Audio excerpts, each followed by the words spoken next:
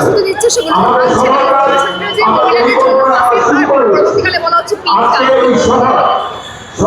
দেখুন, ওদের একটা অন্যতম প্রধান বক্তব্য ছিল ভোটের আগে, তা হচ্ছে যারা যারা লক্ষ্মীর ভাণ্ডার পায় ১,৫০০ টাকা তাদের প্রত্যেকেটা ৩,০০০ টাকা অন্নপূর্ণা ভাণ্ডার করে দেওয়া হবে।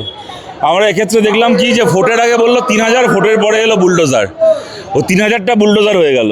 গোটা বাংলা জুড়ে লক্ষ লক্ষ মহিলাদের বিভিন্ন অছিলায় নাম কেটে দেওয়া হলো অন্নপূর্ণা ভাণ্ডার থেকে। তাদেরকে দিয়ে এমনকি এই জিনিস ঘটলো, অন্নপূর্ণা ভাণ্ডারের জন্য ১২ পাতা ১৩ পাতার ফর্ম ফিল আপ করানোর পরে তাদের অনেক মহিলার অন্নপূর্ণা ভাণ্ডার তো হলোই না, মাঝখান থেকে রেশন থেকে নাম কাটা গেল। তার রেশন তুলতে যাচ্ছেন, পরের মাসে বলছে আপনার কার্ড ব্লক হয়ে গেছে। কেন না, সে ফর্মে লিখেছে বাড়িতে হয়তো একটা ফ্রিজ আছে কারোর বাড়িতে, কারোর হয়তো ৩ ছেলে, তার মধ্যে এক ছেলের একটা বাইক আছে, বাড়িতে 2 চাকার মোটরসাইকেল আছে। বাড়িতে ফ্রিজ থাকলে, মোটরসাইকেল থাকলে তার নাম বাদ। গোটা রাজ্য জুড়ে এই ছেলে খেলা হচ্ছে মহিলাদের সঙ্গে। সুতরাং এগুলো আসলে এক মাঘে শীত পালায় না। যে কথাগুলো দিয়ে ভোট পেয়েছে, দেখো ওরা তো ভোটে জিতে এসছে, ওরা তো যুদ্ধে জিতে আসেনি। এটা কিন্তু শেষ ভোট নয়, ভোট কিন্তু আবার হবে, নেতা মন্ত্রী পাল্টে যাবে। আজকে এই দলে আছে, কালকে ওই দলে ওরা চলে যাবে, কিন্তু ভোটাররা কিন্তু সেই নিজের জায়গায় থেকে যাবেন, সাধারণ মানুষ কিন্তু তার জায়গায় থেকে যাবেন। এইটা শেষ ভোট নয়, এক মাঘে শীত পালাবে না, ভোট আবার হবে, এর হিসেব হবে কিন্তু এগুলোর। প্রধানমন্ত্রীর আবাসের পাশে নোংরা বস্তি, 717 জন পরিবারকে উচ্ছেদের নোটিশ। দেখুন, একটা যে কোনো সরকারে আসে তার হাতে উচ্ছেদ করার ক্ষমতাও থাকে, আবার মানুষকে মাথার উপর ছাদ করে দেওয়ার দায়িত্বও থাকে। আমাদের দুর্ভাগ্য, আমাদের স্বাধীনতার এত বছর পরে রাজ্যে প্রথম বিজেপি সরকার আসলো, এসে তারা তাদের দায়িত্ব পালন করার বদলে তারা তাদের ক্ষমতা জাহির করা শুরু করলো। ঠিক আছে, ওরা ওদের ক্ষমতা জাহির করছে, ওরা বাড়ি তৈরির ক্ষমতা, বাড়ি তৈরির দায়িত্ব পালনের বদলে বাড়ি ভেঙে দেওয়ার ক্ষমতা জাহির করছে।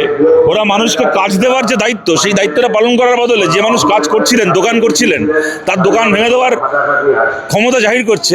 এখন ওরা ওদের ক্ষমতা দেখিয়ে নিক, এরপরে যখন ভোট আসবে মানুষ মানুষের ক্ষমতা দেখাবে।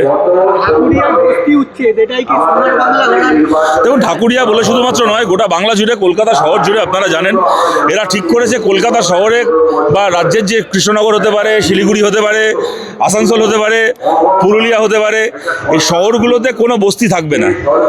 সমস্ত বস্তি এলাকায় ধরে ধরে ধরে ধরে ওরা উচ্ছেদ শুরু করেছে। দোকান ভেঙে দিচ্ছে, ওরা ঠিক করে যে হকার থাকবে না, বস্তি থাকবে না। এই রাজ্যটা শুধু কেন, ওরা দেখুন যাদের কাছ থেকে কোটি কোটি টাকা খেয়েছে ইলেকট্রাল বন্ডে, হাজার হাজার কোটি টাকা ডোনেশন দিয়েছে এদেরকে ভোটে লড়ার জন্য, সেই সমস্ত সিংহানিয়া, সেই সমস্ত হচ্ছে ওই বড় বড় বিজনেসম্যান যারা আছে, রিয়েল এস্টেট কোম্পানি আছে, হ্যাঁ, ওই অমুক রিয়েলেটার্স আর তমুক রিয়েলটার্স, এই সমস্ত বড় বড় কোম্পানিগুলোর কাছ থেকে আর আদানি আম্বানির কাছ থেকে এরা টাকা খেয়ে বসে আছে ইলেকট্রাল বন্ডের নামে। এখন এদের নামে এই জায়গাগুলোকে তুলে দিতে হবে, গরিব মানুষের হকারের দোকান ভেঙে দেওয়া হবে, সেখানে আদানি আম্বানির বড় বড় এয়ার কন্ডিশনড দোকান হবে, শপিং মল হবে, বস্তি উচ্ছেদ হবে, সেই জায়গায় বড় বড় রিয়েল এস্টেট কোম্পানির হাই রাইজ উঠবে। এই চুক্তিতেই এরা ক্ষমতায় এসছে। একদিন পর্যন্ত এ বলতো না ডবল ইঞ্জিন সরকার, ডবল ইঞ্জিন সরকার আসলে সব কিছু খুব ভালো হবে। এই ডবল ইঞ্জিন সরকার আসলে মানুষের কিরম বাস হয় এখন মানুষ দেখছেন। যদি সরকারে যেই থাক না কেন, দিল্লিতে যে থাক, রাজ্যে যেই থাক না কেন, যদি আলাদা সরকার হয়, দিল্লির সরকার যদি কোথাও কোনো গাছবাড়ি ফেলায়, রাজ্যের সরকার তার বিরুদ্ধে একটা ব্যবস্থা নিতে পারে, আটকানোর চেষ্টা করতে পারে। আবার যদি রাজ্যের সরকার কোথাও বেশি চুরি করে, দুর্নীতি করে, কিছু করে, দিল্লির সরকার চেষ্টা করতে পারে ইডি দিয়ে, সিবিআই দিয়ে তাদেরকে কর্নার করার। কিন্তু যখন দিল্লিতে আর রাজ্যে এক সরকার হয়ে গেল, তখন কে কাকে ঠেকাবে? ওখানে মোদি থেকে শুভেন্দু সবাই একসঙ্গে আদানি আম্বানি হয়ে ভাড়া খাটছে।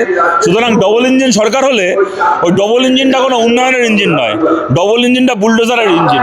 বুলডোজারে মানুষের বাড়িঘর, দোকানপাট ভেঙে দেওয়ার যে বুলডোজার, সেই বুলডোজার এখন একটার বদলে 2টো ইঞ্জিনে চলছে। বুলডোজার চলছে, বস্তি উচ্ছেদ হচ্ছে, কিন্তু রাজ্য সরকার বলছে তারা ভালো কাজ করছে, তারা আগামী 100 বছর। হ্যাঁ, আগামী 100 বছর যদি খালি টাটা, বিড়লা, গোয়েঙ্কা, আদানি আম্বানি, সিংহানিয়া, ঝুনঝুনওয়ালা এরা ভোট দেয়, তাহলে 100 বছর কেন, 1000 বছর থাকবে। আর যে রমা কৈবর্ত, হাসেম শেখের ঘর ভাঙছে, দোকান ভাঙছে, তারা যদি পরের বার ভোট দেয় তাহলে এদের কপালে দুঃখ আছে।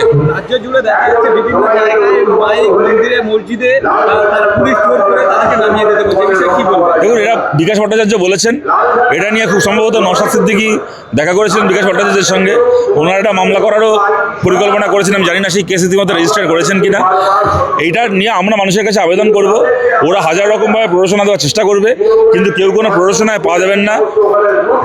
মানুষের ধর্মাচরণের অধিকার, সংবিধানের দেওয়া অধিকার, ভারতের সংবিধান, ভারতের আইন ব্যবস্থা নিশ্চয়ই এটাকে রক্ষা করার জন্য উদ্যোগ নেবেন।